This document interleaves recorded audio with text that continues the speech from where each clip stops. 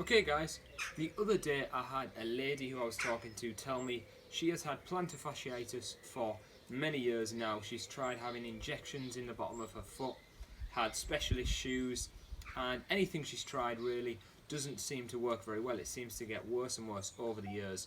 At first the injections seem to help, they wear off, it seems to be worse than it once was. And that makes sense because she isn't really getting to the root of the issue. A lot of people that have plantar fasciitis, the initial insult or the real cause of the plantar fasciitis generally isn't down at the foot. For some people it probably is, but for a lot of people it isn't. We have to look further up.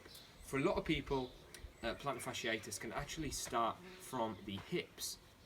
It can start further up too, but a lot of the time it can actually be from the hips. I will explain what I mean by this. So a very common imbalance that you might see is what we call an anterior pelvic tilt, where the pelvis turns like this. This can be caused for a few reasons. Maybe we have really tight hip flexors that pull our pelvis down. Maybe we have weak glutes that can't pull the pelvis back into its neutral position.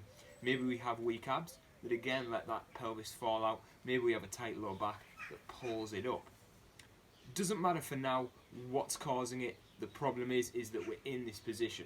We look at what's causing it afterwards to fix the problem. Well, for now we're in this position, and our hamstrings attach to our sit bones, that ischial tuberosity. So as our sit bones move, as the pelvis tilts, it pulls with it the hamstrings. They get a stretch here, and as we stretch the hamstrings, it starts to pull the foot.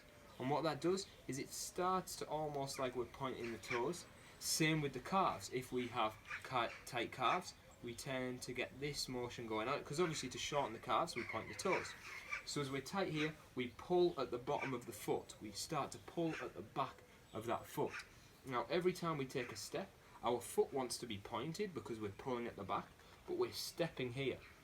What that does is causes force underneath the base of the foot, and that starts to pull on the attachment of the plantar fascia, where it attaches on the bottom of the calcaneus. So as we do this over time, we tend to pull and just start to niggle at that plantar fascia. And after time, when we do this, we walk like this everywhere we walk, of course. We start to tug on it, and inflammation starts to occur. And once the inflammatory process has gone on for a little while, we would then call this plantar fasciitis. It's similar feeling to a tendonitis, a similar feeling to just an inflamed tendon, which is essentially what plantar fasciitis is. The itis stands for inflammation. So there you go guys, hopefully that can help you understand maybe your plantar fasciitis is getting caused from an imbalance in your hips.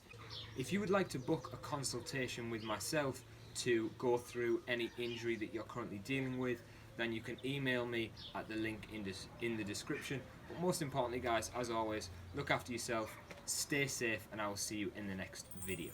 Goodbye.